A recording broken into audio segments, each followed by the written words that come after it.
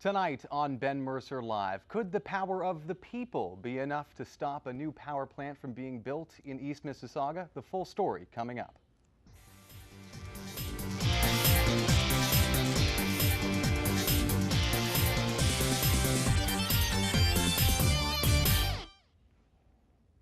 Good evening and welcome to Ben Mercer Live. Tonight we're covering controversy surrounding a new power plant set to be built in East Mississauga. Joining us live in studio, members of CHIP, that is Coalition of Homeowners for Intelligent Power, Greg Rohn and Steve Thompson. Welcome to the show. Thanks, Ben. Thanks for having us.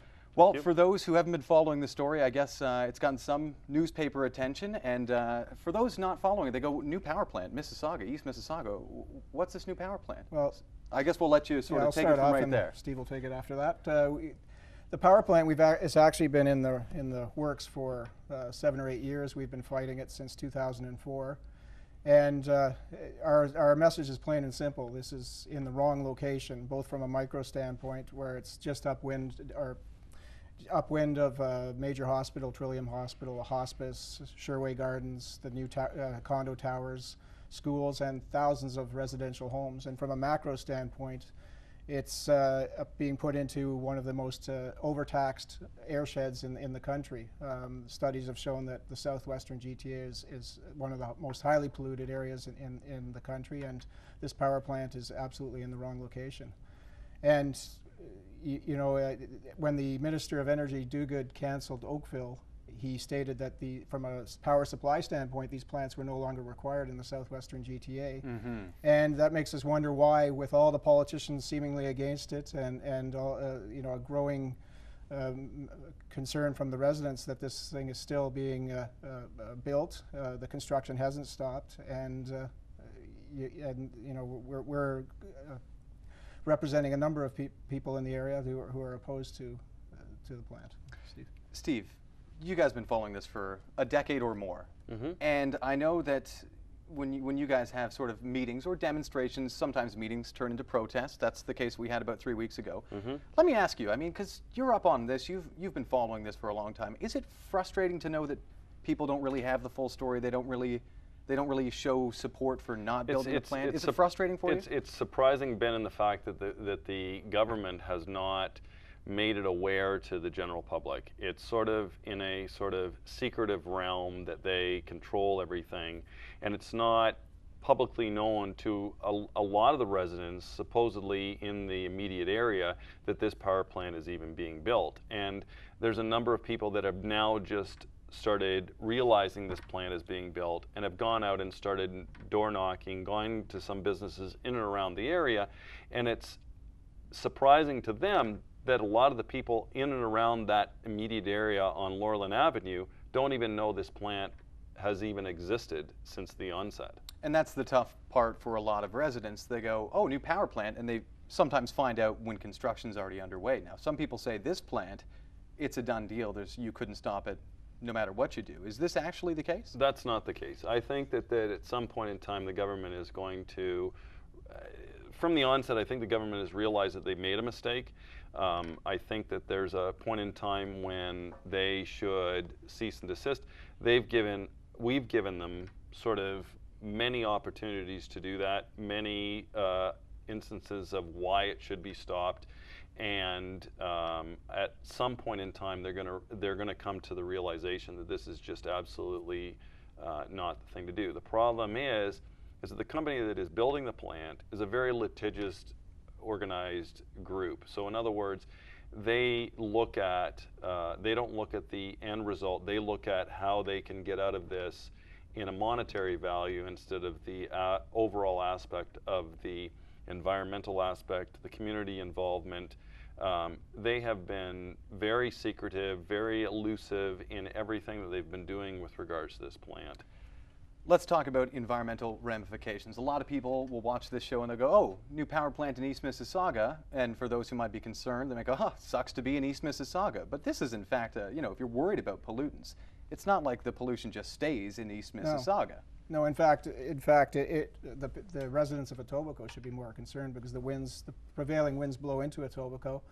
And these plants, I've had people say, and in the papers I've read, that these are just like the natural gas that comes out of your house. Well, in fact, it's like the natural gas that comes out. The pollutants that come out are like the pollutants that come out of thousands of houses concentrated in one location. And the vapor that comes out is actually of the smallest particulate matter that gets deep inside your lungs. So it's actually very harmful. And as far as the publicity question, you know, people are amazed that we've been working on this for 7 or 8 years and they still haven't heard about it. It's because, you know, the government and the company itself have been very unforthcoming to the public, to the voters, to their constituents. And it's amazing when you talk about Mississauga or Peel Region, Mississauga, Brampton, even Caledon, and you were talking with me earlier, and you say, you know, you talk about the power plant being in Mississauga, but they should actually be concerned about other power plants that are not necessarily in Peel Region, where you're seeing some of that well, there is pollution one. spill There over. actually is one in Peel Region on Goreway, which is up near the Canadian Tire warehouse, up in actually almost in Malton. There's a power plant in the there's actually 2 power plants in the airport, and then there's one in Halton Hills. So the people that were complaining and worried about a plant that was being built in, supposedly that was going to be built in Oakville, the pollutants of that plant with the stack height, the pollutants would actually have fallen out over Lake Ontario and fallen into New York State, where the plant that's already built and up and running along the 401 corridor in Halton Hills, actually those pollutants fall into Meadowvale, Streetsville, Clarkson, Lauren Park, Oakville, and that's what we're trying to get at with regards to this plant in Mississauga on Loreland Avenue, is the fact that these pollutants, the stack height on the one in Halton Hills is much higher than the proposed stack height of the one on Loreland Avenue, and it's just the MPP for Etobicoke Lakeshore, Laura Broughton, who was the Minister of Environment, who we actually went and lobbied to help us to stop this plant, is now coming out and saying, oh, because of one Sherway, which are 4 towers that are being built at the corner at Evans and West Mall, it's going to affect them.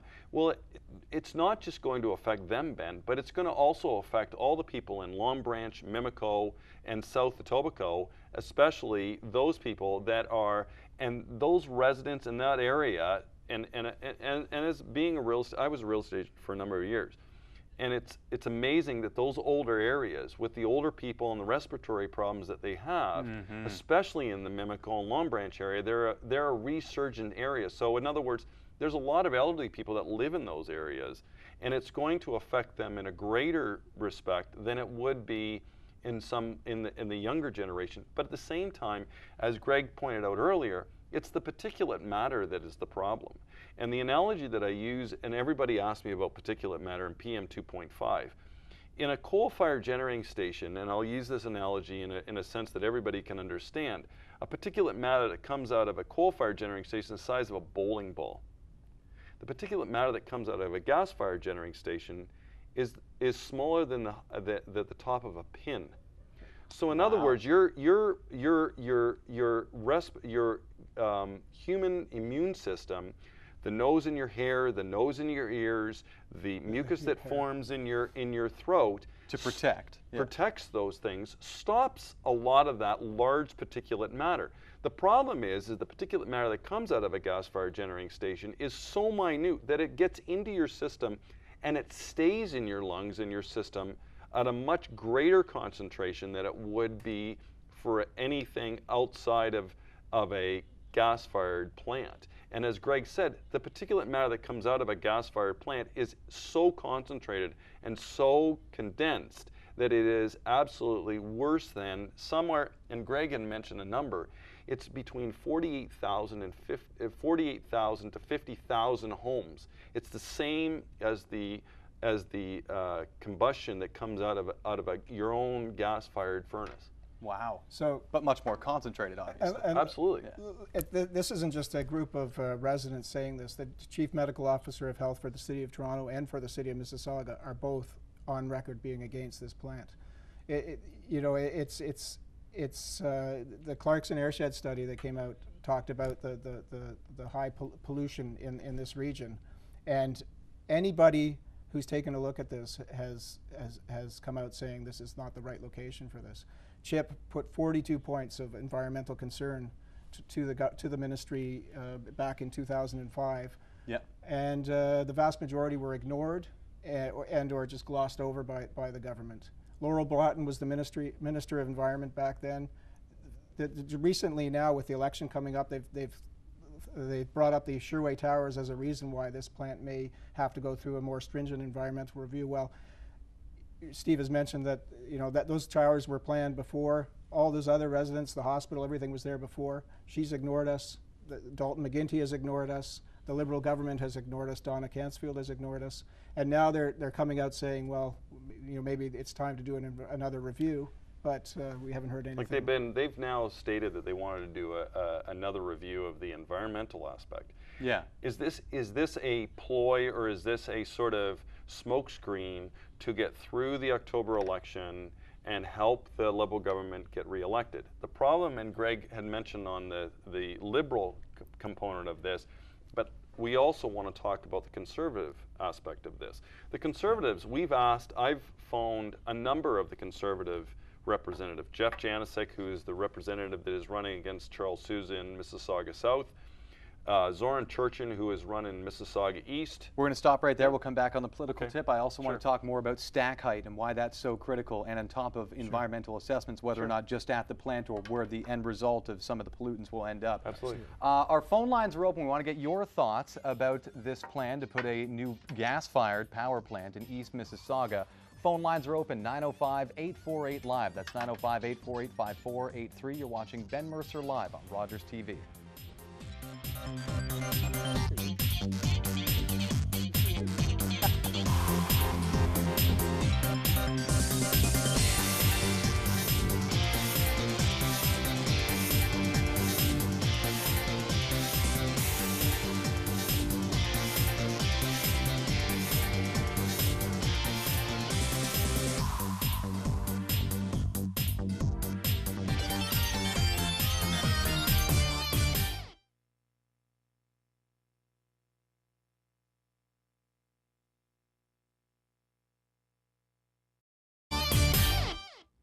Welcome back to Ben Mercer Live. Tonight we're talking about plans for a new power plant in East Mississauga. It will be gas-fired.